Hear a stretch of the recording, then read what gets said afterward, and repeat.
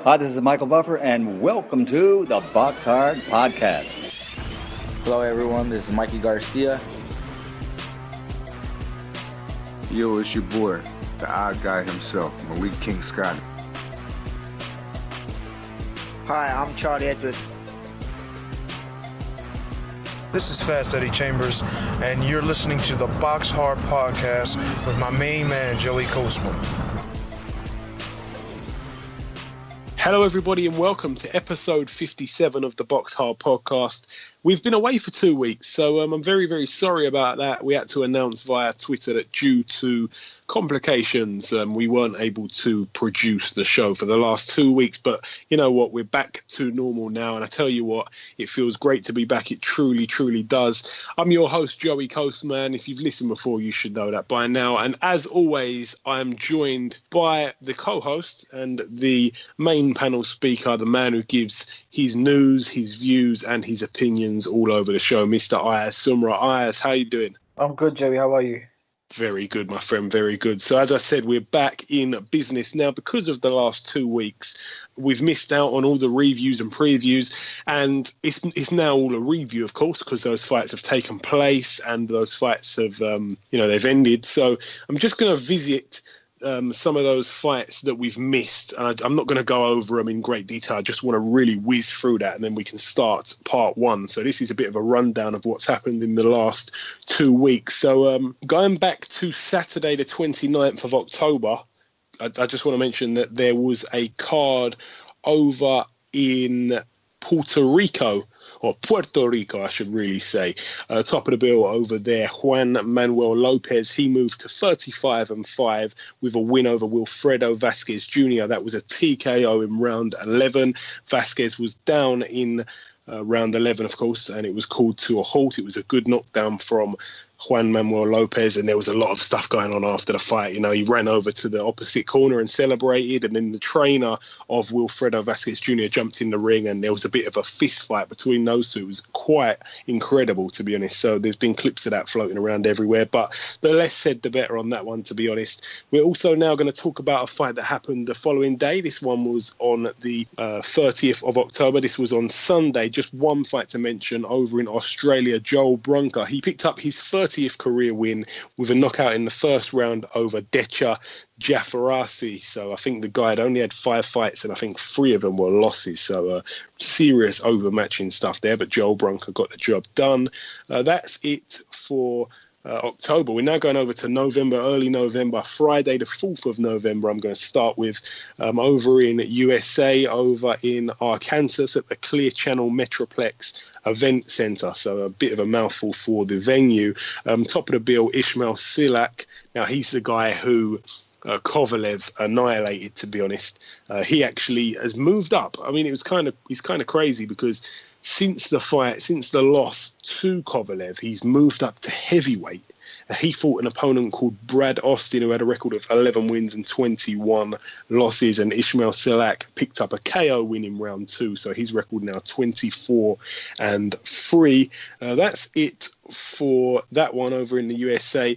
Another card that happened on the same night over in the USA, top of the bill. This one was over in Las Vegas, Nevada at the Treasure Island Casino, USA, of course. Top of the bill, Jesse Hart, 20-0. He moved to 21-0 with a TKO in round 3 over Andrew Hernandez.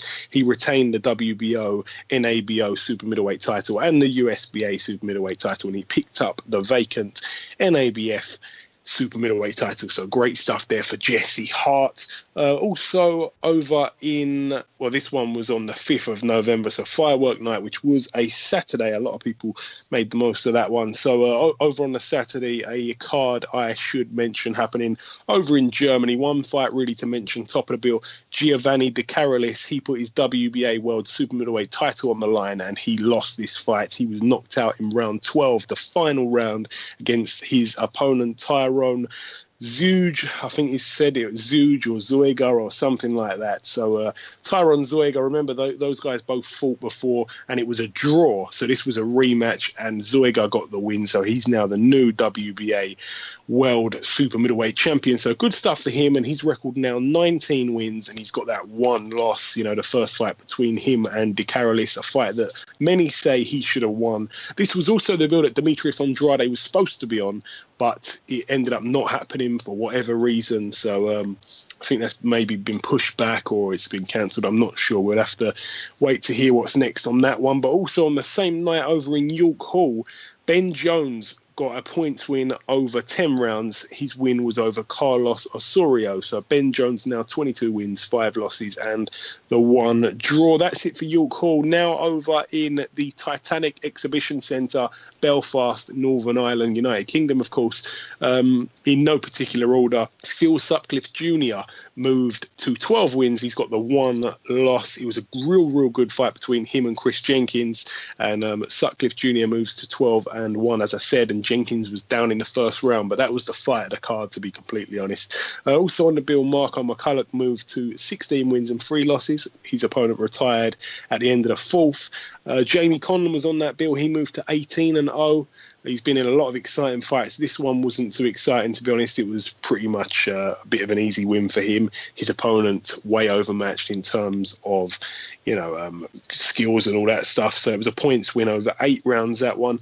Big sexy Sean Turner moved to 9-0 on this bill, a points win over 6 rounds for him. Being looked after by Peter Fury, his man Con Sheehan. So Conor Sheehan moved to 4-0 with a points win over 8 rounds. A bit of a boring fight, that one, if I'm completely being honest. Also on the bill, Paddy Barnes turned professional. So his first fight was it goes down as a knockout, I suppose. It was a disqualification for his opponent. His opponent wasn't too sure if it was a boxing match or a wrestling match. There was all sorts of fouls going on. And it ended up with him lifting Paddy Barnes in the air. It looked like he wanted to do some sort of suplex or something, some serious WWE move.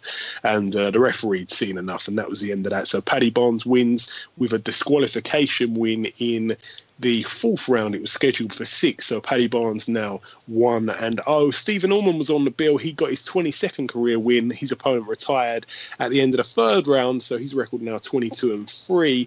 That's really it for that bill, to be completely honest. Also, I want to move over to the big one, which was last Saturday. Well, I say last Saturday, it was the Saturday before that, I should say. This was on the 5th of November, as I said.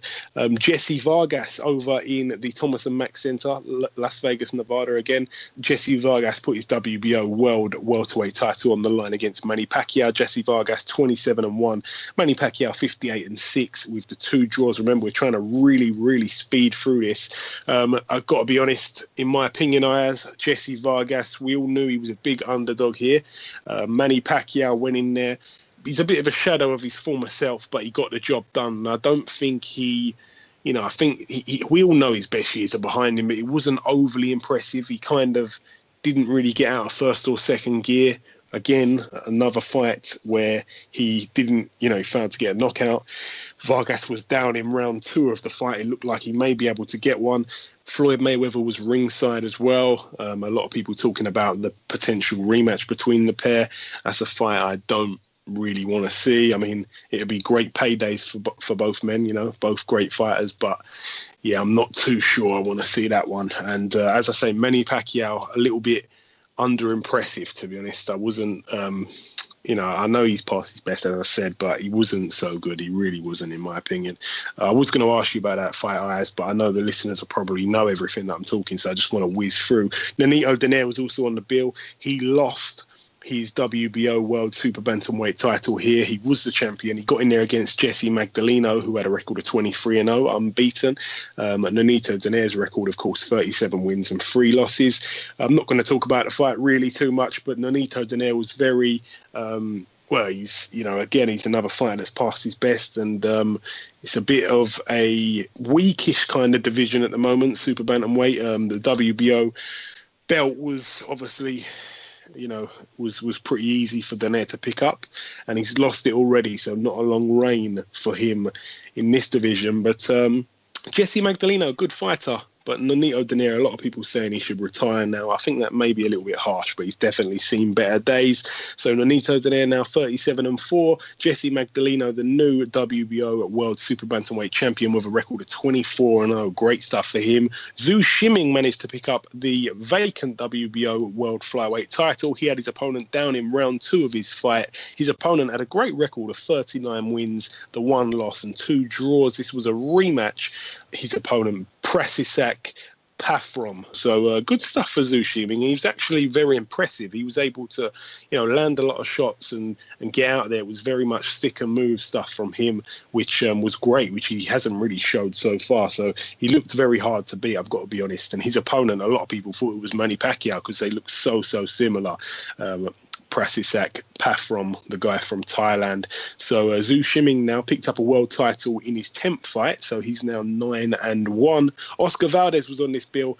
He moved to 21-0, of course, defending his WBO World Featherweight title successfully. He had his opponent down, Hiroshi Osawa. Probably got that really badly wrong, but Osawa was down in the 4th round, and Oscar Valdez looks a real force. But that's it for the Thomas and Mack Center. One last fight, I believe, to mention from this week, or that week, I should say. It was on the Sunday, I believe. Andre Rudenko picked up his career 30th win, which he's now 30 wins and 2 losses. His opponent was pretty poor, but it was a unanimous decision win over 8 rounds. Moving over to Thursday, the 10th of November now, a fight I'd like to mention, just one over in France. Ivan Mendy, he moved to 36 wins. He's got the 4 losses and the 1 draw. He won via KO in round 5 and picked up the vacant IBF Intercontinental Lightweight title. Ivan Mendy, the man that beat Luke Campbell pretty badly, to be honest. I know that Eddie Hearn's talking about a rematch. It'd definitely be a great one.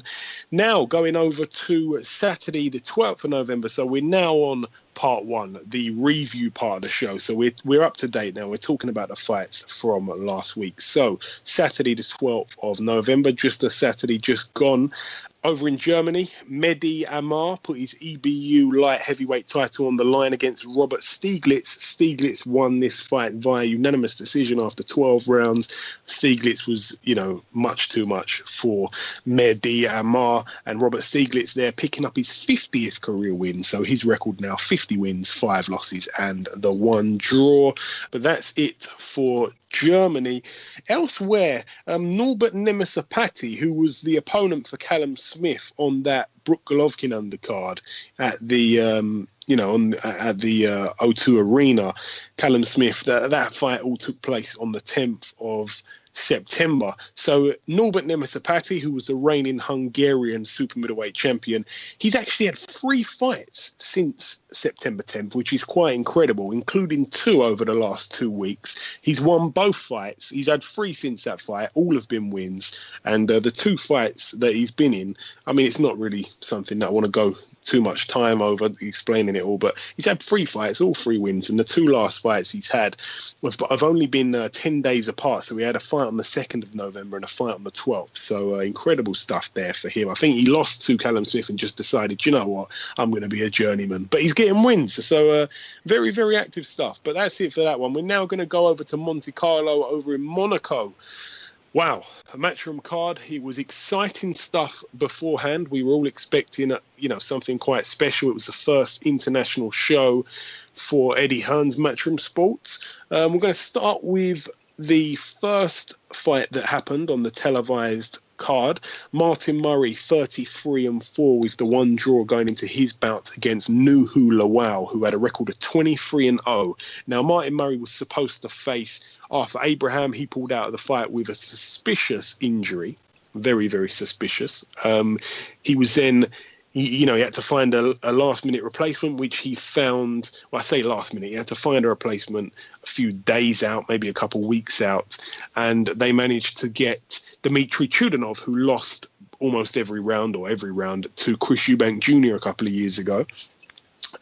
Then He pulled out for whatever reason, and on the last minute, I think it was 2 or 3 days' notice, they pulled in Nuhu Lawal. I think he was ranked 14 in one of the governing bodies. He was, undefeated, as I said, 23-0, and he was a lot better than people, or than anyone, kind of gave him credit for. I know that no one really kind of knew who he was. And Martin Murray, this fight was for the vacant WBA Continental Super Middleweight title. So Murray was deducted a point in round 12 for leading with a head. I think Murray was a little bit dirty, I've got to be honest. He was disgusted with the referee.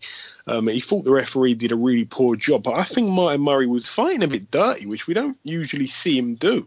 And this guy, he was from Africa. He was great. Lawal was really, really good. I think, you've got to kind of look at it and say, okay, Martin Murray, he's been at that world level. This guy hasn't. We expect Martin Murray to get the job done easier than what he did. But you've got to know that Martin Murray was no way at all prepared for this guy. He hadn't seen any clips of him, even on YouTube. He just got in there and, he probably underestimated him. He probably thought, this guy's 23-0. He hasn't really fought anyone. I'm going to get it done easy. And it really wasn't easy. So it made for quite an interesting fight, to be honest.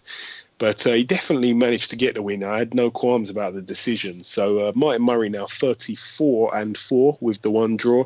He looks to try and pick up a world title. I do want to pick up on one thing. I can't remember who it was who said it now, but the Sky team after the fight said, in your heart of hearts, do you see Martin Murray becoming a world champion at the weight he's at, which is super middleweight, 168? And I can't remember who it was, but someone said, no, I don't see him being a champion at 168. It's a really hot division at the moment, but I do see him becoming a world champion at middleweight. And I just thought, hang on a minute. So you mean to say he's got more chance of going down into middleweight, which, to be honest, he should be at anyway, because naturally that's much more of a better, more comfortable weight for him. So you mean to say he'd be going down at 160 and having a fight against Golovkin, because he's not going to be able to get a shot at anyone else. The only other champion is Billy Joe Saunders. So I can't see Billy Joe Saunders or Golovkin losing to Martin Murray. I can't even see Eddie Hearn and Frank Warren actually managing to do business on the Saunders and Martin Murray fight. I can't see that ever happening. So he's been in there with Golovkin before, and Golovkin obviously knocked him out. So I can't see him at all getting close to winning a world title at middleweight. So I think that was a bit ridiculous from whoever it was by. I can't remember who it was. I don't think it was Johnny Nelson. My mind slipped me there. But if anyone does know, let us know your views on that. Let us know what weight class you think Martin Murray can win a world title at, which one is more likely to win a world title at, whether it's middleweight or super middleweight, or maybe just let us know that he can't win it at all because he's just not good enough. But I will say he's one of the most unlucky guys in boxing. He really should be a world champion at least once or twice at least. Now, also on that bill, Jamie McDonnell defended successfully his WBA World Bantamweight title. His record going into this bout was a record of 28 wins and 2 losses with a 1 draw. His opponent, former world champion, really, really good fighter, 25 wins and 4 losses with the 1 draw, Liborio Solis. Now, a hell of a lot of people, including all of the Sky team, they said that, they gave the fight, they scored the fight to Solis. Jamie McDonnell, I think it was a strange one. I'm going to defend him a little bit here. I think a lot of people, I think that Jamie McDonnell started awfully, and I think that as the fight progressed, I think when we kind of knew he was quite a few rounds down, I think a lot of people stopped scoring it. But when you actually watch that fight back and you score it every single round, because when the other guy picked up the first 5 rounds or so, you thought, it's going to be, he doesn't look good, Jamie McDonnell. He's lost it. What's the point scoring it anymore? I think he did pretty well to get some of those rounds back. He was warming into it as the fight went on. He started a little bit late, in my opinion. It was definitely very close, but all of the Sky team were very honest, and I've got to give them credit for that. And after the fight, on the post-fight interview, they actually said to not Martin Murray, they said to Jamie McDonnell, it was Johnny Nelson who said it, you were very lucky there. And I don't think Jamie McDonnell realised that they actually said that live on air, because he went on to make a comment saying, what you just said off air there. But he didn't realise everybody had said it and they'd said it on TV. So I don't know if that was a mistake by Johnny Nelson or being brutally honest. So I give them credit for telling it how it is, to be honest. A lot of people criticise Sky for, trying to protect their fighters with certain comments and so. But it was definitely a close fight. I'm not sure. Maybe Solis did pick the win up. I'd definitely have to score it round by round, but I just want to add that in there for people that are going to watch the card back. Just bear that in mind, that it's important to score every round, not also just on the the amount of punches landed, but the quality over the quantity, because Solis was throwing a lot of shots and he had a lot of speed. I thought they pulled in a fighter that was over the hill. This was actually a voluntary defence that Dave Caldwell and Jamie McDonald chose. So it was a bit of, it was definitely a banana skin there. A lot of people saying he exposed Jamie McDonald, and Jamie McDonald, a lot of people really was looking at as the number one man in the bantamweight division. So a lot of people taking back those words now, which is very unfortunate to see.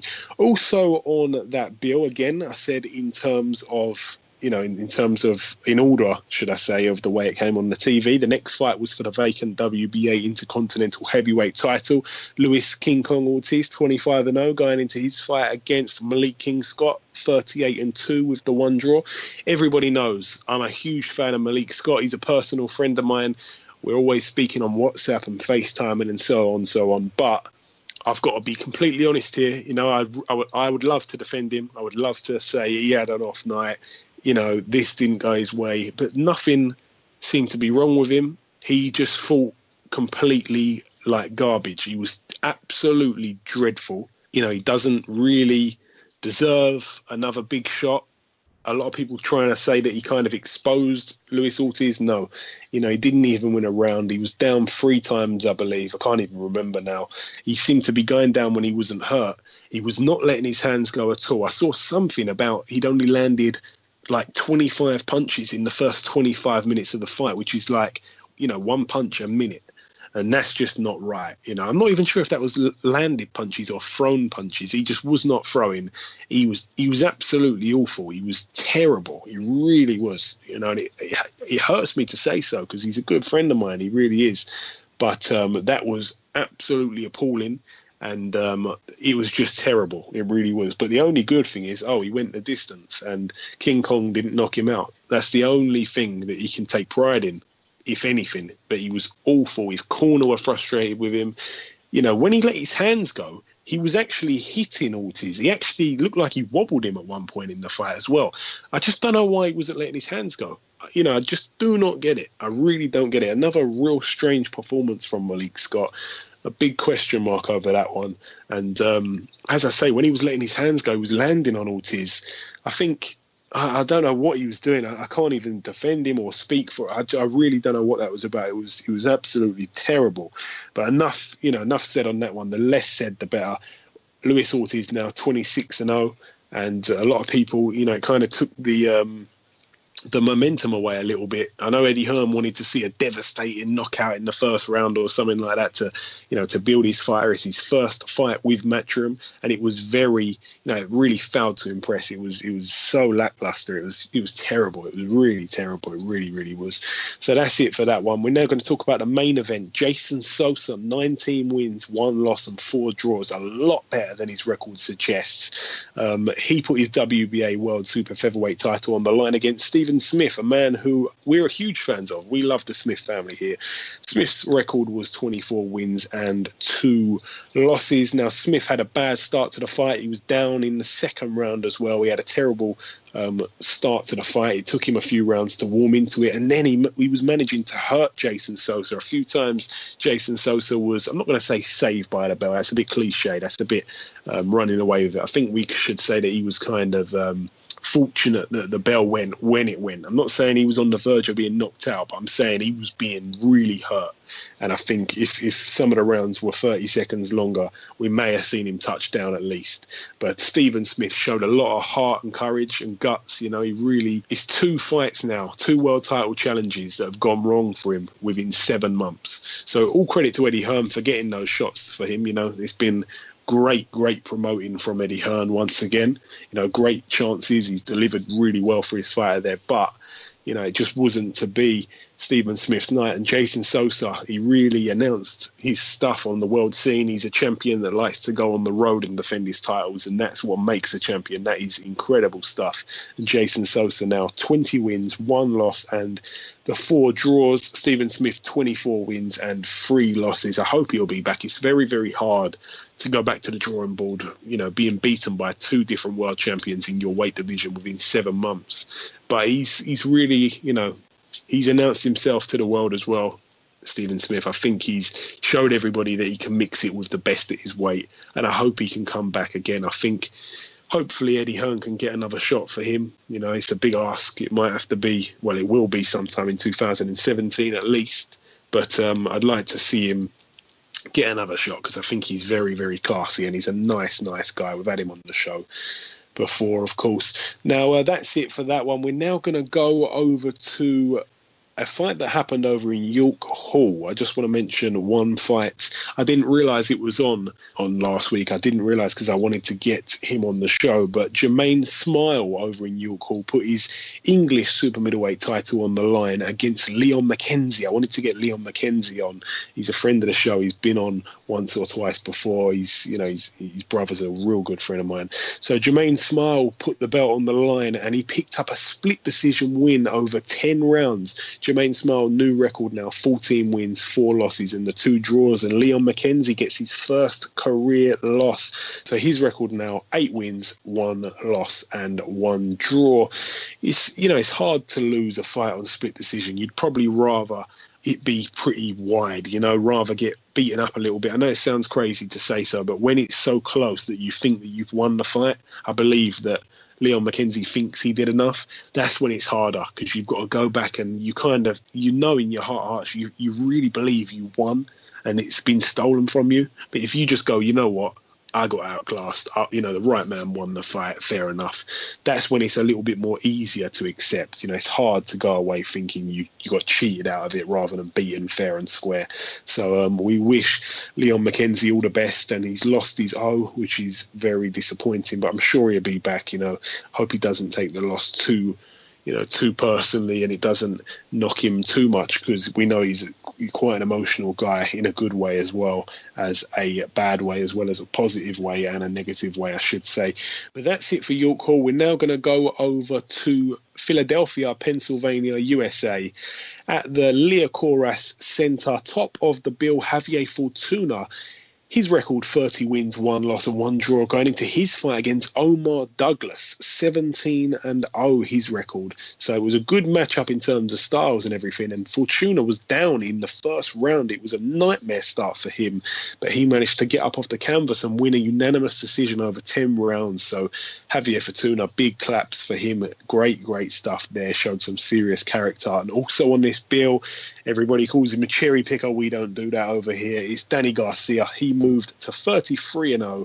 He fought an opponent that, Errol Spence Jr. blew him out within about 4 rounds. Danny Garcia took 7 rounds to get the TKO.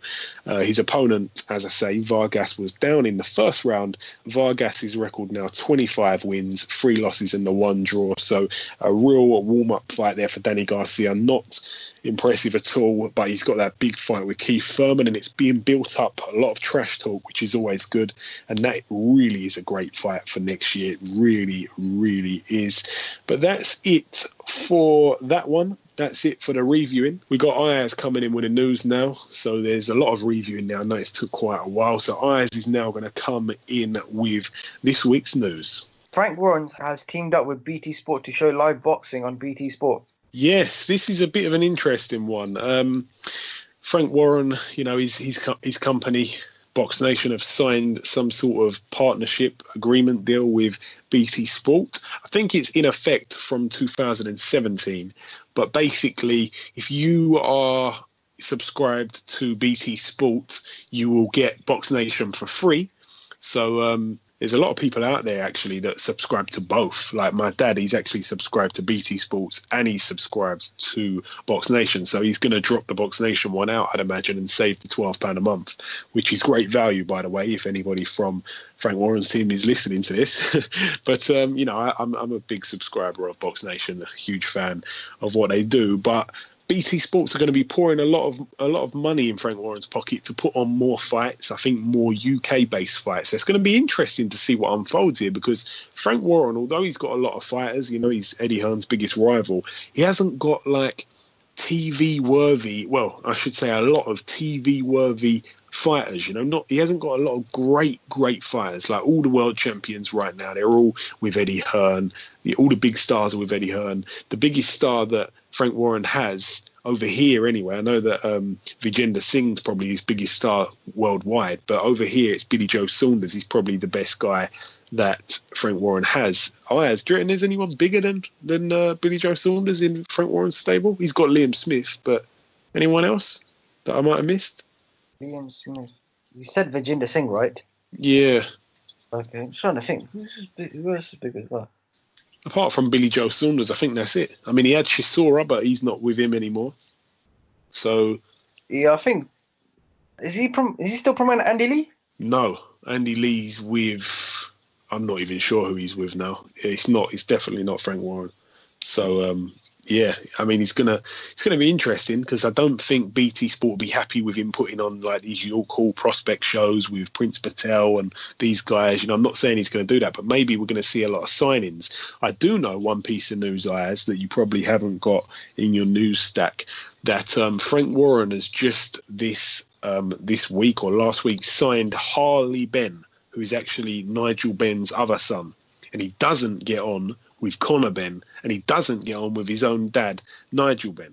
So Harley Ben, he's looking to turn pro. Well, he's turned pro. He's signed a promotional deal. He's going to be fighting very soon. I'm not sure when it is. It might be later this month. So eyes peeled on that one. He's going to, build him on the whole thing that he's Nigel Ben's son. So that'll be hopefully another star for Frank Warren. But he might have to do some big signings, and it's going to be interesting. It's going to be better for the sport of boxing. And a lot of people saying it might even put a bit of pressure on Eddie Hearn to put on better fights. So it's great for boxing fans. It's great news for boxing fans. But that's it for that piece of news. Roll in with the next one, Ayaz. Kell Brook will be staying at welterweight now. Yeah, good news. We thought he might be going to 154. Of course, he jumped over that to fight Golovkin. A lot of people thought he was going to vacate his title. But when he spoke with Eddie Hearn, I think it was last week, he's decided, no, I'm going to stay here. I'm not going to be giving up my IBF belt. I've wanted that title since I was a kid. I dreamed to be world champion. I've got the belt and I'm not giving it away. So it looks like he's going to be fighting Errol Spence Jr. And a lot of people were saying, oh, look at him, he's getting ready to duck him. But it seems like he wants that fight. So I'll give credit to Kell Brook. He's got serious cojones, as they say. Any other news for us, Az? Yes, Overall McKenzie has retired from boxing. Yeah, very unfortunate. He had a fight lined up with Marco Huck. He pulled out of that fight because of an injury or something like that. But it's come out that he's actually got a serious heart condition that they've discovered. So it's forced him to have to retire from boxing, which is very, very sad. He come very, very close to winning the IBF Cruiserweight World title over in God knows what country it was in South America. I always forget, but he put up a great effort against the champion Victor Emilio Ramirez.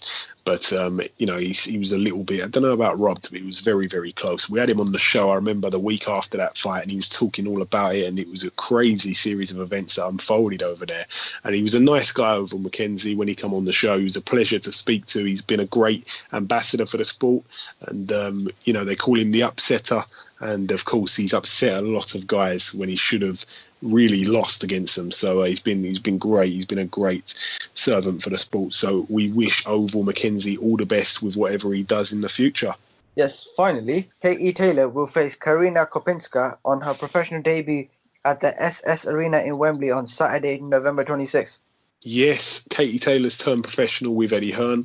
I've got a feeling that we talked about that, a couple of weeks back when the news broke out. But if we didn't, we're sorry about that. And yeah, she signed with Matchroom Sports. And it's going to be interesting to see Eddie Hearn, what he can do with females boxing, the girls' side of the boxing. So it's going to be interesting there. And Katie Taylor, we know she's an absolute mega star over in Ireland. So we wish her all the best. We truly do.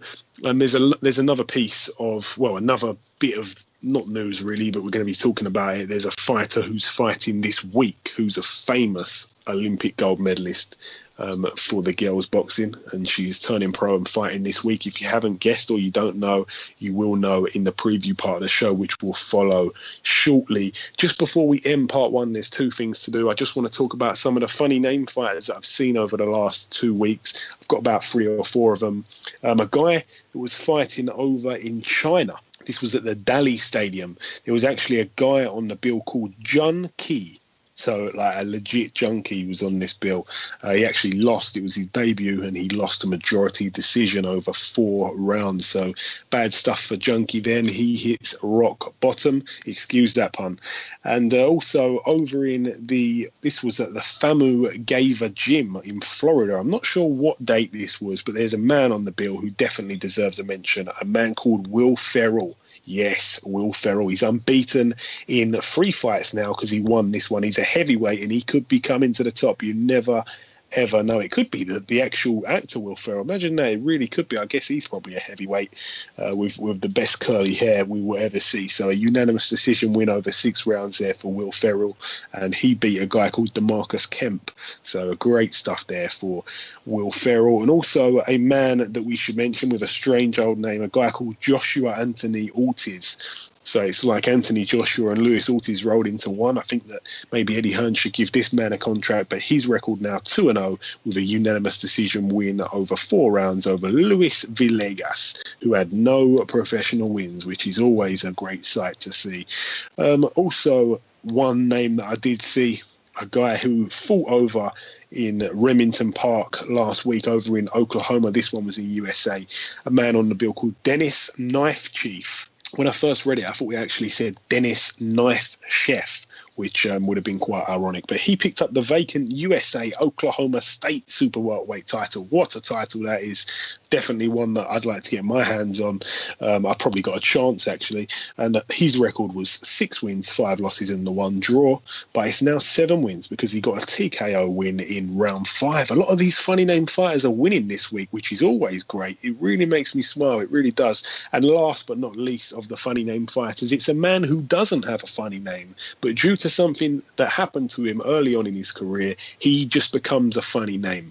So a guy called Richard Dawson. Now, the real boxing heads will remember, and the real cricket heads will remember. Richard Dawson was the man that Freddie Flintoff actually turned professional with Barry McGuigan. Do you remember when the cricketer, the ex-England cricketer, Freddie Flintoff actually turned professional for 1 fight on that devastating... It was just horrible. It was just absolutely... Oh, it was terrible. It really was. He fought Richard Dawson, and remember, he won that fight as well. So Freddie Flintoff, a cricketer, actually beat this guy, Richard Dawson. And believe it or not, he actually managed to get a KO win in the 2nd round over a guy called Chester Burton with a losing record. So Richard Dawson now 6 wins, 3 losses. And remember, one of those 3 losses was to a cricketer, and he's got 2 draws. So Richard Dawson, from that loss, he's always going to be known as the funniest name fighter in the whole of the boxing world. But that's it for the reviewing. That's it for the roundup of the last 2 weeks where we've been absent once again. Apologies for that. That's it for the funny name fighter. That's it for Ayaz's piece of the news. We're now going to bring in our first interview, and that will wrap up part 1. So, of course, nothing else to do but to welcome our first guest. Ladies and gentlemen, please welcome the former 2-time world title challenger and one of the craftiest veterans the heavyweight division has to offer. It's, of course, Mr. Tony Thompson. Tony, welcome to the show. Thank you for having me. Thank you for having me. Hey, you're welcome. You're welcome. It's my pleasure. Now, thanks for joining us, Tony. I really appreciate that. I want to go over a few things that happened in the past before getting on to the current situation. I want to go back. I want you to get in our virtual time machine here. I want to go back to February of 2013, your first fight back from losing to Vladimir Klitschko. You took on our very own David Price. Now, people thought just 7 months after being stopped by Klitschko, you were taking on an Olympic medalist here, and Price was an unbeaten knockout artist as a pro. You were going to get flattened here. Everybody, that was the general consensus. Now, you completely threw a spanner in the works when you stopped him in the 2nd round. A good memory for yourself to look back on there, Tony. Definitely. Like you said, coming off a loss against the champ, looking to stay relevant in the division, looking to stay at the top of the division so I can get a rematch with the champ again, hopefully for the third time. So, it was an absolute lovely thing for me at that time. And of course, after beating David Price, everybody, including myself, I'll be honest, thought it was a little bit of a fluke. Maybe David's head wasn't in the right place that night. We hoped.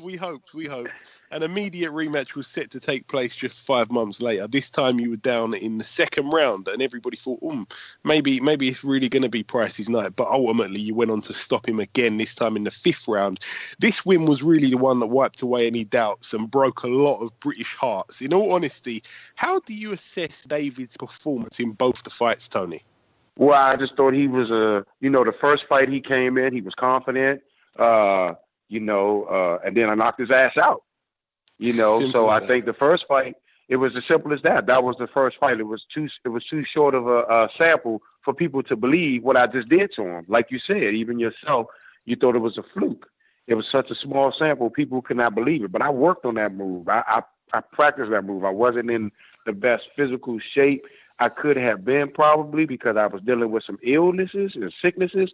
But I worked on the move that I knew could get David. It worked. The second fight, obviously, I already knew I was better than him. He was scared shitless, honestly. The whole presser, he was scared shitless of me. And I told him, you talked all that shit about me being a fluke. Now you got to see me and I'm healthy. Now you got to see me, look me in my face and when I'm healthy. And then when he knocked me down and I got up, I saw the life go out of him. I knew he was going to be stopped in a matter of rounds. He's not a fighter. He's an athlete fighting. Okay. And after back-to-back knockouts of David Price, 2 fights later, you were in there with, a Cuban amateur great, Odlanier Solis, another Olympic medalist, surely with a bright future as a pro. He had that one weird loss to Vitaly Klitschko, which came as a bit of an early title shot, in fairness. But still, things were, big things were expected of him until he met you. You beat him via split decision over 12 rounds. You honoured him a rematch 11 months later in which you collect a stoppage win this time because he refused to come out of his corner for the 9th round. So you basically did the same to a Cuban guy because both guys here, that's why I nicknamed you a couple of years ago the Plan Wrecker, because both these guys have big futures. They were Olympians and you basically beat them twice, and it got worse the second time. You stopped David Price in worse circumstances the second time, and also Solis in the second fight as well. Those fights, Tony, a lot of people thought that you were, past your best sort of thing, but those fights made people think again. How great was that win over Solis? Both the wins over Solis, great wins. Well, the first win should have never been a split decision. I dominated Solis, but obviously being with the promoter's fighter in the promoter's hometown, they had to try to help him as best they could. I shut Solis' ass out, period. Second fight, did the same thing for 8 rounds until he decided he had enough. Now, obviously, this wasn't the greatest of Solis. He was out of shape that second fight, especially that second fight, But I did what I was supposed to do as a professional. I went in there and I gave him his early exit that he was looking for. I showed everybody that I'm still irrelevant in the game, and I'm going to do the same thing soon somebody stop being scared shitless of me and give me a shot. You see, they keeping AJ far away from me as possible. That's possible. None of the other guys want to come fight. It's starting to look real bad for England over there. Nobody wants to really step up and be a fighter, We're going to get onto that in a moment. Since that win over Solis, you've lost to 2 good guys in Malik Scott and Luis Ortiz. Now, we're up to date now. Your last 2 fights, as I said, was against Malik Scott and Luis Ortiz. They both fought each other on this past weekend. Did you manage to see that fight at all? I managed to see some of it. It wasn't worth seeing. No, it wasn't. It really wasn't. You've done yourself a favour not watching the whole fight, to be honest. It was the worst fight I've seen in years. And just by coincidence, yesterday, Eddie Hearn replied to you on Twitter. You tweeted him basically saying that you want the Joshua fight. He tweeted back saying, and I quote, "We've got plans, but there is plenty of UK heavyweights for you," to which you interpreted as they don't want that fight.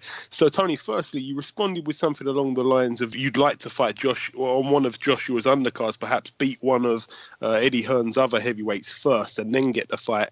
Would you seriously go down that route of fighting on his undercard against another guy first? Definitely, man. I'm confident in my ability against any of them. So bring them on. If it gets me the shot at AJ, bring the fight on. I'm ready for it. Let's do it. Give me a proper camp and give me a fair, proper camp and then send me out there and see what happens. I dominate all them heavyweights. I probably dominate AJ ass too, which is why I put up translation. They don't want none of this. Just like you said, they said they had plans and you already named me the plan record. So, so it was obvious for them to keep their young fellow away from me before I ruined some more plans. Now, I know that Eddie Hearn has repeatedly been saying lately, I don't know if you're aware of this, but he's been saying it a lot in the UK media. I said, I know that lately Eddie Hearn has been saying in the UK media, you may not be aware of this, but he's been saying repeatedly lately that he wants David Price to fight you to try and avenge that defeat again. He wants another fight, but he's also said, because he's not obviously David Price's promoter, so he did go on to say that David Price's team do not want that fight. Who would you like to fight out of the UK guys? Obviously, you know, David Price would be the obvious one, but seeing as it seems like they don't want. Well, I mean, not David Price. Already conquered David Price twice, so he wouldn't be the obvious one. I would take a third one with David, like I said, if it gets me to Anthony. That's who I want to see, Anthony. But I'll fight any of them. Dylan White, Chisora, any of them. I know Chisora is a warrior. He'll fight anybody. Make the fight with Chisora. Who cares? That's a good fight. Tony Thompson versus Chisora. I know he's not going to run. I'm not going to run. He'll make the fight. I'll make the fight. Any of them. Let's do it. And David Hay, of course, coming back in the picture. He's without an opponent. He said that he was going to be fighting on the 10th of December, but nothing's been announced yet, so I doubt that will happen. But is that a fight you'd like? Hey, man, if David Hay wants to fight, obviously, but David Hay, he's so up and down. It'd be hard to really accept a fight with him, knowing that he will cancel or whatever whatever bullshit he wants to do. But if he really wanted to fight, hell yeah, let's do it. It don't matter who it is. I don't care which one of them wants to fight. If they want to fight, they really want to fight, call me, hit me up, let's do it. And I just want to ask your opinion on a couple of other things before we let you go, Tony. What are your thoughts on Joshua versus Molina? It's a joke, man. Joshua is a champion now. They need to conduct the young boy like a champion. And, you get tired of seeing all these guys hold these guys back for fear of losing and stuff like that, man. You just get tired of it, man, especially a guy like me working hard as he can. And all these promoters are calling these supposed to be great fighters and champs, but they calling them. They keeping him safe. I mean, if he's such a great guy, let his ass sink or swim. Yeah, I mean, a lot of people pretty disappointed with that. And some people don't even realize, I mean, we've had Molina on this show. Stop paying for them damn fights. We've had Molina on this show twice, and he's a nice guy, he really is, but he did go on to say that he's only just recently quit his job as a teacher. So it goes to show, he's not even 100% dedicated to the sport. I just can't see him posing a threat, but I hope I'm wrong, because it'd be good, if he can come there with some sort of game. But there are a lot of people out there, Tony.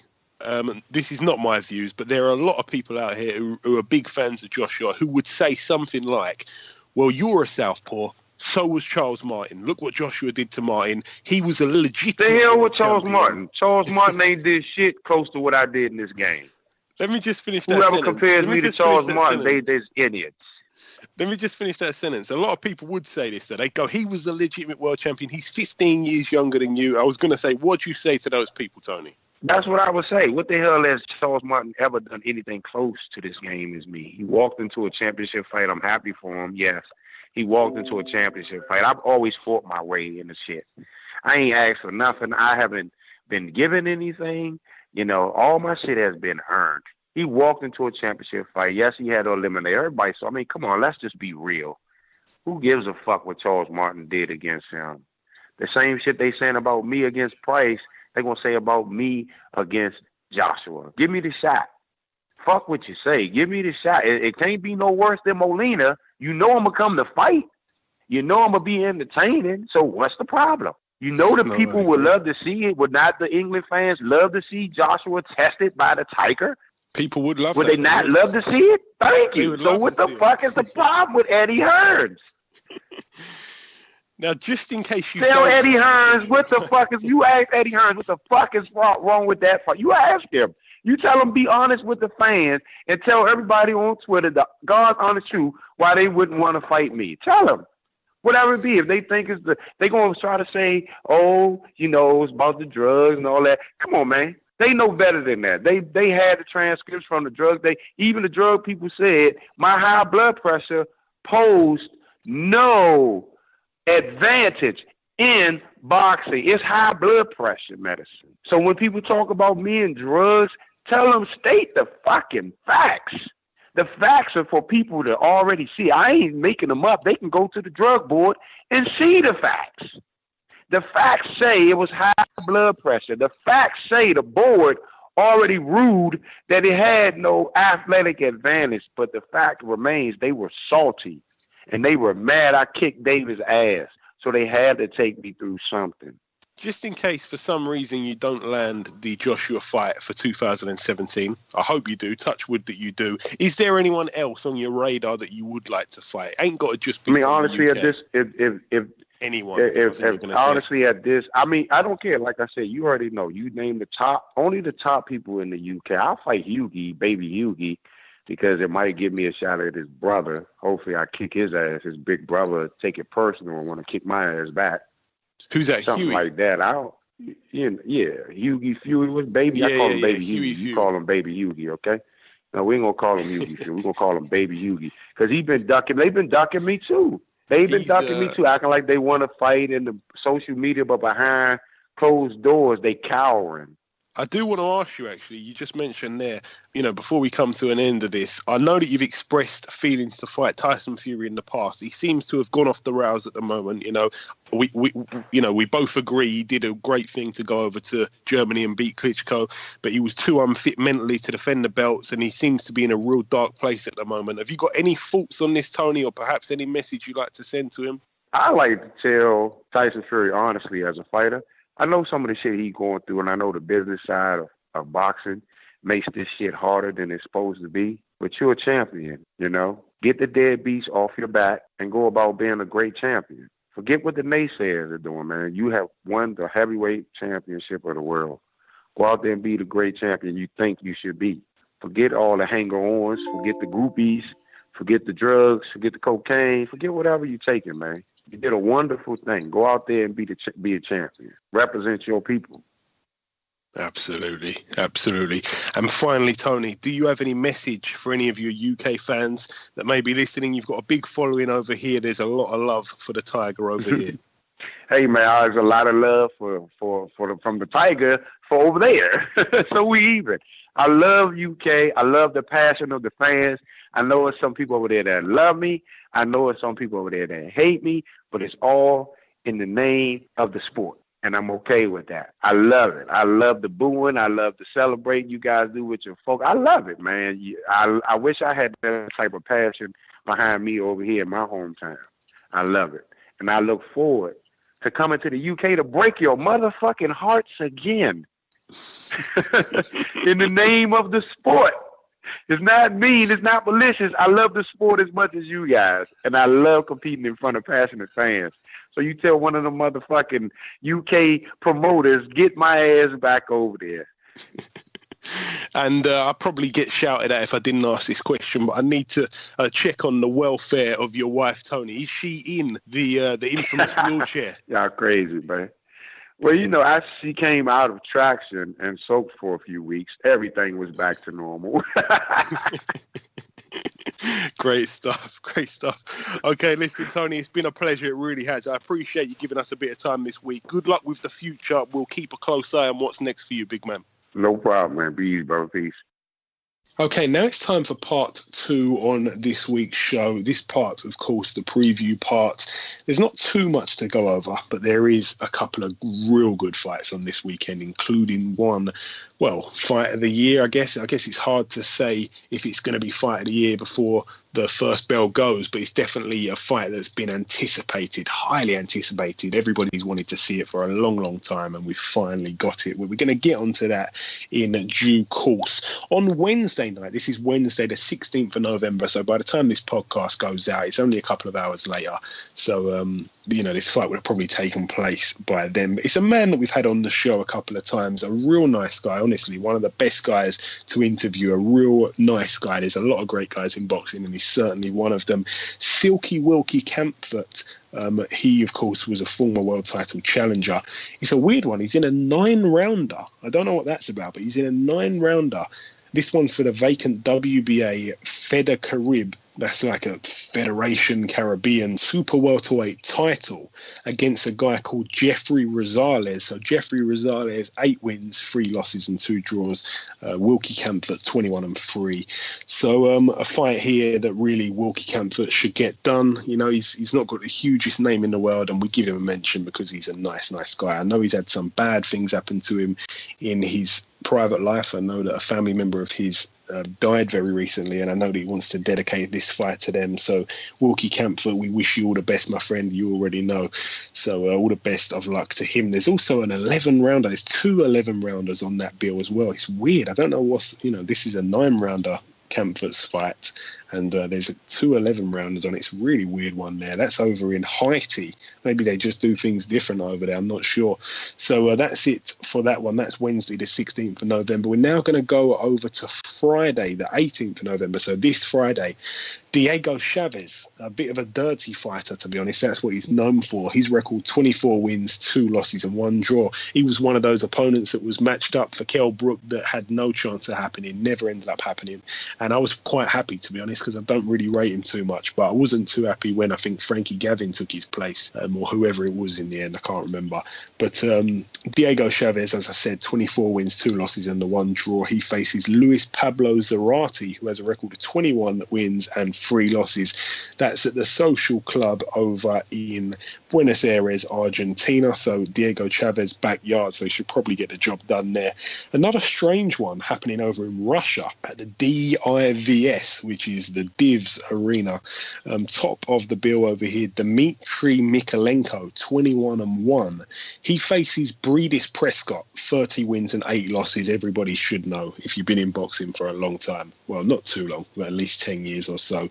A little bit over that, I think. Breedis Prescott knocked out Amir Khan in the first round and gave Amir Khan his first loss just over 10 years ago, I think it was now. And he's fighting for the interim WBC silver welterweight title, so quite a decent title there. I'm being serious. And Mikalenko's the champion right now, but that should be, well, it's a strange fight, but that should be a good one there. But I think Mikalenko should get the job done. That's over in Russia, as I said. That's it for Russia. Also on the Friday, happening over in Wembley Arena, a good fight, and I think it's on Channel 5. Top of the bill, George Groves, 24 wins, 3 losses. He faces Edward Gutnett, who has a record of 30 wins, 4 losses and 1 draw. This one's for Groves' WBA International Super Middleweight title. So George Groves in action on free-to-air TV. Sounds good to me. It's a tasty sort of undercard anyway. There's some decent fighters on here. Andrew Selby, another guy. He was actually on the last show we did just 3 weeks ago now, I guess, or 2 weeks ago. We've missed 2 weeks, so it makes it 3 weeks ago, I suppose. Andrew Selby, he looks to move to 7-0. He faces Jake Borneo, who has a record of 11 wins and 1 draw. This one's for the vacant IBF Intercontinental Flyweight title. Nobody wants to fight Andrew Selby for his British title, so he's having to go out and find other silverware. And this was the opponent he was supposed to face a couple of weeks back when he fought, and he's finally getting in there with him, so it's going to be a good contest, this one. Andrew Selby, I'm a huge fan of his. Also on the undercard, Conrad Cummins, he looks to move to 11-0. Of course, he's got that 1 draw. He faces Ronnie Mittag, who has a record of 28 wins and 2 losses with the 1 draw. This one's actually a good fight. I think it's going to be quite possibly fight of the night here. This one's for the vacant IBF Intercontinental Middleweight title. Conrad Cummins, another good fighter coming through. And heavyweight Nick Webb's on this bill. He just jumps on every bill all over the place. He looks to move to 9-0. His opponent yet to be announced, but it's a 6-rounder at heavyweight. Nick Webb, a real chilled guy. I remember the interview we did. It sounded like he was falling asleep. He's a real chilled out guy. That's it for Wembley Arena. I'm looking forward to that one. As I said, just to remind you, Channel 5, I think it maybe starts at 7 o'clock or something like that. Channel 5 on Friday night. We're now going to go over to the Fantasy Springs Casino over in California. I do love a Fantasy Springs bill. Top of the bill, Mauricio Herrera, another man that's been on our show before, former interim world champion as well. 22 wins and 6 losses. He faces Pablo Cesar Cano, 29-5 with the 1 draw. This is going to be a good fight in terms of clash of styles and stuff like that. It's one I'm going to be watching for sure. It's a 10-rounder at welterweight. So this is more Pablo Cesar Cano's territory than Herrera's. He's really a 140 fighter, but it'd be interesting. Mauricio Herrera is a good fighter. He's definitely not one to be underestimated, but we thought we'd throw that one in there. And also on this undercard, a prospect that I should mention, Joshua Franco. He fights out at the Robert Garcia gym. He looks to move to 8-0. His record at the moment, 7-0. It's a 4-rounder at bantamweight. His opponent, Felipe Rivas, 17-17 with a 4 draws. But he's allowed to fight opponents like that because Josh Franco's just going through. And believe me, he's looking seriously good. He really is going to be a name in the future. That's it for Fantasy Springs Casino. We're now going to go over to Florida at the Uccello Heritage Center. Again, still in USA. A fight that I want to mention on this bill, just the one fight. Matt Korobov, it's not unbeaten. Of course, he's got that one devastating knockout loss to Andy Lee. So Matt Korobov, 26-1. He faces Scott Sigmund, 27-9 with the 1 draw. Matt Korobov's been very, very quiet since that loss to Andy Lee, which was a long time ago now, man, a couple of years. So hopefully Matt Korobov can get back to winning ways. He was a good fighter when he was on form, and we'll have to wait and see what his future holds. But that's it for Friday. We're now going to go over to Saturday, the 19th of November, this Saturday. Marco Huck, remember we were talking about Oval McKenzie being in a fight with him. He puts his IBO World Cruiserweight title on the line again. That's not a title that's considered a proper world title, but Marco Huck, he looks to pick up his 40th career win. His record 39-3 with the 1 draw, and he faces Dimitro Kutcher, who I've seen up close. I remember when he fought Enzo Macronelli a couple of months back and knocked him spark out, and he looked really good, Dimitro Kutcher. So this is going to be a real good fight, and I tell you what, if Huck's not on form, Kutcher could be able to do this, because Kutcher is a tough, underrated guy. He really is. So that's going to be an intriguing fight, that one. That's it for Germany. We're now going to come over to the Victoria Warehouse in Manchester, United Kingdom. One fight on this bill that I really think is going to be a good fight. Again, it's not world level, it's not European level, it's on a much lower scale. But if you're a hardcore boxing fan, you will know about these guys. Matty Askin, his record 20 wins and 3 losses with the 1 draw. It's a 12-rounder at cruiserweight against undefeated Tommy McCarthy. Now, Tommy McCarthy, I'm telling you, this guy can fight. He really can. So that's a really, really good fight. Both guys at different ends of their career, and I think that Tommy McCarthy, a lot of people raving about how good he's supposed to be. I haven't seen him. I think I've seen him once. I think I was in a dressing room once when he was there. I think I'd just seen his fight. I can't remember where it was now, but he was on some undercard, and he is he's very talented from what I've seen as well. I like the way he does pads. He's a good guy to look out for, believe me. So this one's a great fight, and if he can beat Matty Askin, he's certainly going on to big things, because Matty Askin, a little bit of a gatekeeper around about that British English level. So good stuff there, and all the best of luck to both guys at the end of the day. But that's it for that one at the Victoria Warehouse. Now we're just skipping between venues like that. Now we're going over to the USA, T-Mobile Arena, Las Vegas, Nevada. Ayaz, I know that you've been excited about this one for a long time. So has every boxing fan out there. We're going to start with the top of the bill fight. I can't start with the undercard because it's that juicy. Top of the bill, Sergey Kovalev, 30-0 with the 1 draw. He faces, in the other corner, Andre Ward, 30-0 with no draws. Just a clean, unblemished record. Both guys, combined record 60-0. Somebody's O has got to go. Andre Ward hasn't been at light heavyweight for a long time. Sergey Kovalev has. Sergey Kovalev's the man with the belts, with a WBA super, World Light Heavyweight title, the IBF World Light Heavyweight title, and the WBO World Light Heavyweight title. The only belt he hasn't got is a belt which is called the WBC belt, and Adonis Stevenson, who doesn't want anything to do with Sergey Kovalev, holds. So Sergey Kovalev, the main man at light heavyweight, everybody knows that. Andre Ward crashed the weight division, showed everybody a bit of skill, hasn't been there for too long, maybe hasn't been able to get too comfortable in the weight, but he's in there and there's no excuses. He's ready to take on the crusher Kovalev, and Kovalev is ready to take on Andre the Trickster Ward. I think I've just made that nickname up for him. Of course, his real alias is the SOG, the Son of God. Ayaz, I will say no more. Talk to me about this fight, please. This is going to be a good fight. I can tell you this, right? Yes, sir. Ward is like a defensive fighter. Kovalev is known for punching, but the way Ward's... I'll tell you who I'm going to go for straight away for this win. I'm going for a Ward win on points because Ward's just going to box and move him. That's how good Ward is. Again, Ward, one of the best defensive fighters in the world. Kovalev, really known for his offensive stuff. He showed some great boxing skills against Bernard Hopkins. We know that he can bang. He really can. Kovalev, I don't really like to publicise it too much, but we know he killed a guy in the ring. He's an absolute animal. He's just got to tickle you and you can go to sleep. He's got hands like that. He's unbelievable. Some of the shots he puts people down with is freakish. And, he's never fought anybody as good as Andre Ward, and Andre Ward arguably has never fought anybody as good as him. That is what makes it that little bit more intriguing. That just puts the cherry on top of the icing, on top of the cake. What a fight, Ayaz. I mean, I don't know where to start. Andre Ward's great on the inside. He really is. Sergey Kovalev, not the best on the inside. I've got to be honest. Andre Ward, he likes to control stuff with his distance, but I think Kovalev having that longer reach should want to fight this fight with with some distance. He wants to. It's going to be really weird because it's like Andre Ward's definitely not the stronger of the fighters. He's going to be on the back foot. Kovalev's going to be the aggressor. He's going to be coming forward. Andre Ward's got to try and make him miss. If he lands one punch on Ward's chin, that could be night. It really could. It's so intriguing. Anything could happen here. And Ayaz, just to make it a little bit more exciting, I've been changing my mind every single half an hour.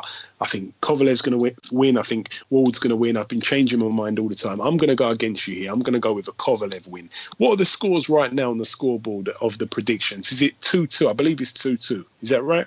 Yes, it's 2-2. Okay, it's 2-2. All right, I'm going to go against you here. So on the next show next week, we're going to find out who's winning 3-2. So I'm going to go with a Kovalev win. We don't have to say the outcome, whether it's knockout or points, but I think I'm going to go with a Kovalev win, probably by knockout, but I'm going to just go with a Kovalev win. You're going with an Andre Ward win. Oh, man, this is a proper fight. Boxing fans, I'm telling you, this is a proper fight. It's live and exclusive on Sky Sports. It's regular. It's not no box office stuff or anything like that, despite having a decent undercard as well. Oh, it's just, honestly, my mouth's just really filled up there with saliva. Really, it just wets my mouth. This fight is it's real juicy. It really is. I could talk about it all day. What a fight. You've got to watch this. You've got to tape it if you can't watch it. It's just, oh my god, it's a great fight. I can't wait. No more. I can't say no more about it. What a fight. Fight of the year. It's going to be brilliant. It really is. Also on that bill, Kovalev's past opponent, his most recent opponent in his last fight, one that he didn't look impressive too much, but because this man, it's very hard to look impressive against. Isaac Chilemba, 24 wins, 4 losses, and the 2 draws. He faces Alexander Govodzic, who's a real good fighter. So this is going to be a great fight. Believe me when I say it. It's for Chilemba's NABF light heavyweight title. So a little bit of a spice there added to the mix, and that is going to be a good fight. I know that it's very hard to say Chilemba's going to be in a good fight, but it's going to be interesting what the outcome's going to be anyway. It's probably not going to be too action-packed, but it should be a good one. Also on the bill, Curtis Stevens, former opponent of Gennady Golovkin, he puts his WBA Continental Americas middleweight title on the line against James De La Rosa. Curtis Stevens, for a long, long time now, has been calling people out, most namely David Lemieux. He hasn't managed to get that fight at all, so he gets James De La Rosa here. Both men have similar records. Curtis Stevens 28-5, James De La Rosa 23-4. That should shape up to be a decent contest. And also on the bill, the last fight to mention of the preview. We've really tried to whiz through this as quick as possible. I said that we'd be talking about a female fighter after Ayaz brought in the news about Katie Taylor, and here is probably one of the best, if not the best, women's fighter really from history. I know that it's hard to compare amateurs to pros, but she's gonna do her thing in the pro ranks, and I'm confident she can do some great stuff in the paid ranks. I really, really am.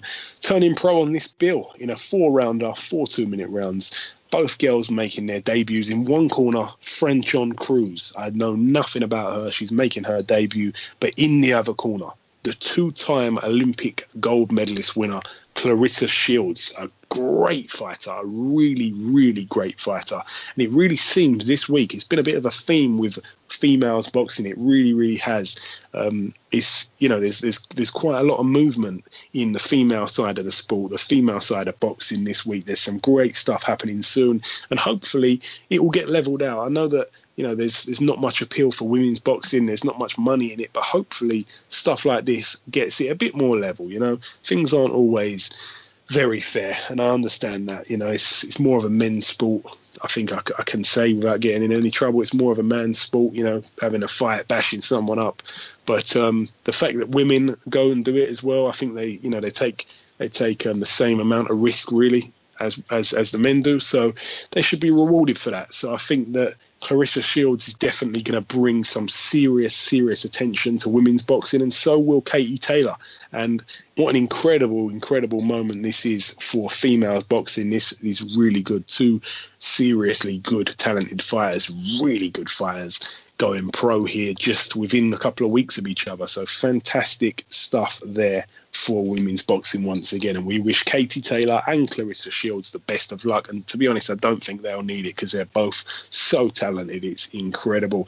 But that's really it for the preview. That's really it for all the talking on this show. We've whizzed through it as quick as we could. We're now going to do the last thing before we end the show, is to welcome our second guest.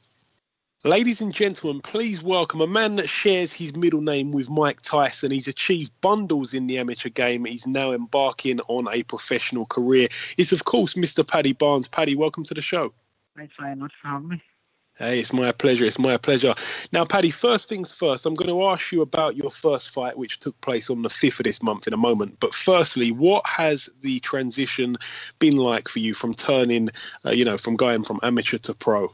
I haven't really experienced anything so far because, I've only recently turned pro, and, that first fight I had, I wouldn't really call it a fight. It was just me in a ring chasing some fella about for 4 rounds. So I don't really know until I start fighting for doing 10, 12 rounds. But hopefully it'll happen sooner rather than later. And has there been any difference in terms of training, anything like that? That's, has your training varied from amateur to pro at all? No, to be honest, my first fight, because of stuff happening with my missus' pregnancy, she was in hospital for 8 weeks, so I was limited to what I could do. I had planned to go to England and take up with a few trainers to see who was the best, but that was all put on the back ball. So I more or less just trained myself with the help of a few amateur coaches from about Belfast and Dublin, Sheffield, that fight. Oh wow. Okay. Well, okay, we'll leave that one there. You've obviously turned pro with MGM, Matthew Macklin's outfit. Why MGM of all people, Paddy? Because I'm sure you had a lot of offers come in. You would think that offers, but to be honest, MGM are the only people who are really offering me anything. So, I had to blame them because they've actually given me, done what else did. And, I'm thankful that they asked me something because, you just need to look at the people who they have on their books, the serious names, and they're forever growing. Every week they're saying new people. You get Billy Joe Saunders, Martin Murray.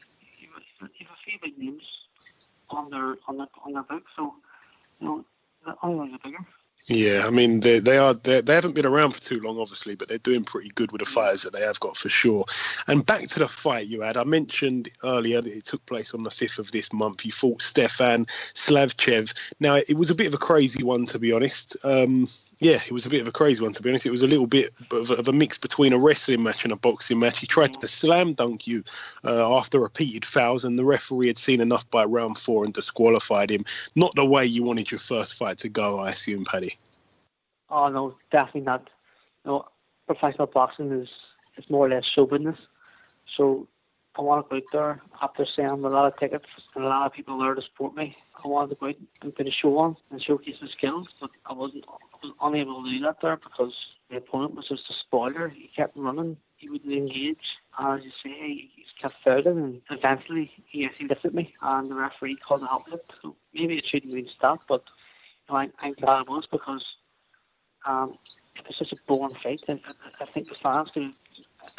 I would have been afraid of the fans and failing and leaving, and may not come to watch me again because of my think all of it could be the hill. Yeah, no, I know what you mean. It takes two to tango sometimes in fights, but he wasn't up for it. I definitely agree. I understand that journey with art is a vibe, but I think there's a limit to how much a vibe you should know how to do. Yeah, I agree, definitely. Now, I know it's still early days yet. You've only had the one fight, but do you have any idea when you'll be going into, those bigger fights? We've seen stellar amateurs get involved in big fights very quickly, sometimes too quickly. What is the plan for you, Paddy, if you know at this point in time? I've asked for next fight. I've asked my management team. I can't say no names, but I've asked them for hopefully a title fight, like a major title fight, like international title, against a fighter who's I think he's ranked 7th in the world. Oh wow! So his last fight was a world title fight. He lost it, so I'll be hopeful. So, wow! We pray that they take it. It's a serious step up, but I feel I'm ready for it. So you're not looking to waste any time at all, then? No, because I fight Jeremy every week, and somebody make me look bad, but I feel I'm ready to push on. And the better the opponent for me, the better my fight becomes. The more I can showcase the skills. Absolutely. Now, as you say there, this fight hopefully comes off, touch wood. Have you got any idea when that is likely to be, when you're next out at all? I'm hearing of a show in Belfast in February, early March. So if the opponent, I can't see him travelling the Ireland, but if he could, it'd be brilliant. But if not, I'll be hopeful that maybe it could be on the top rank though. Okay. St. Patrick's Day. So if it was on that, it would be that'd be great. Yeah, that'd be great. That will be great. Will you be at flyweight? Is that what the weight that you're sort of looking to stay at? Yeah, flyweight. Yeah. Okay, yeah, great stuff. There's some good guys at flyweight, especially guys that had good amateur careers. Obviously, you've got the likes of Andrew Selby, Charlie Edwards as well in that mix. Yeah. So it's a good little division. Have you got an opinion on either of those guys at all? Yeah, they're both brilliant. Both very amateurs. Charlie Edwards fought for a world title as the main fight with him. So yeah. He's of MGM and they delivered that for him. So I think there'll definitely be people deliver for me. But so both brilliant. Andrew Selby's, he's doing very, very well at the minute. He's fighting for a title here Friday night, and I enjoy watching him because he's very fast and he's got skills. There's no wait, and one day our paths could cross, and it's something that I know for sure that both of us would love to happen. Yeah, hopefully so. That'd be a good fight. You've injected a bit of life into the flyweight division, to be honest. Paddy turning pro. Now, obviously, there's been a bit of a debate of 2016. Everybody's kind of thinking, who's been the fighter of the year in 2016? A lot of people are looking at Carl Frampton for that, seeing as he's beaten 2 world champions in 2 different weight divisions, both of those fights in the other guy's backyards as well. Would you say he's probably been fighter of the year in 2016, Paddy? Yeah, most definitely. I'm not doing bashful because he's my friend, but it's evident that he should be getting that title because, as I say, he's beat 2 unbeaten world champions in their own backyards. He unified 1 division. He moved up and beat, Neil Santa Cruz in America. Which is just unbelievable. And it was just such a great fight too. So I feel that he'd fit that award there, definitely. Yeah, I agree completely on that one. And obviously, as you said, you reckon you're next out in sometime next year, February, March sometime. How many fights, ideally, would you like to have in 2017? It's a bit of a tricky question, because when I ask this to guys who have just turned pro, a lot of guys go, I want to have 10, 11 fights. But because you don't want to waste no time, you want to jump straight in there with these high-level fighters, you probably can't fight 10 or 12 times a year. How many times would you like to fight in 2017, ideally, Paddy? If this opponent agrees to fight me, it's just a big fight, then maybe 4 times. Oh, wow. So still pretty active, though. Yeah, because there'll be 4 rounders, there'll be 10 rounders. So yeah. I think 4 will be enough. Great stuff. And finally, Paddy, what is the ultimate goal for you? What are your ambitions as a pro? And could you give us a prediction of time you think it will take for you to reach those ambitions? I think within 2 years' time, definitely be world champion, and I will champion of flyweight, and in my head, probably is all a dream at the minute. I plan on making it a reality. I want to be flyweight world champion and just fight the super flyweight world champion straight away, and then if possible, fight the bantamweight world champion straight away. Wow. Just they're the dream. Yeah, no, but you're pretty good with what you want to do. You're pretty good if you just look in history in the past of what you've done in the amateurs. What you want to happen, you seem to get done. So you comfortably believe definitely by what are we now? We're almost at the end of 2017. So 2020 definitely Paddy Barnes will be a world champion. Okay, great stuff. Great stuff. Okay, Paddy. Go on. All right, Paddy, just before I let you go, I'd like to give you a chance to thank any sponsors or just anyone in general you'd like to shout out at all. No, I'd like to thank myself for being the best boxer in the flyweight in the world. Anyone at all to thank? No? Just yourself? No, I don't think so. People thank me. And lastly, Paddy, please give everybody your Twitter handle. You've got a bunch of followers, but for those that may not know what your Twitter is, please give it to them so that they can get following your journey. If people don't follow me already, you must be nutcases. It's Paddy B _Ireland. Excellent. Excellent. Or just delete your own Twitter. Excellent. Okay, so Paddy B _Ireland. Great stuff. Okay, listen, Paddy, it's been my pleasure having you on the show, my friend. I wish you all the best for the future, and we'll no doubt speak again soon. No problem. Thanks very much. And if anybody wants to translate it, come back to me. Speak fast. Thank you very much, Paddy. Take care, mate. No problem. Take it easy. Okay, now it's time to conclude episode 57 of the Boxhard podcast. I've been your host, Joey Coastman. Ayaz Sumra has been Ayaz Sumra. We were away for 2 weeks and we've come back with a bang, I'd like to think. Thanks to our 2 guests for taking part in this week's show, Paddy Barnes and, of course, Tony the Tiger Thompson. Yet again, this podcast throws 2 entirely unrelated names together. I love it. I truly do. Remember, if you get a chance, please leave us a review on iTunes. It will be very much appreciated. And we'll be back next week with another big show. As always, until next time, people, take care.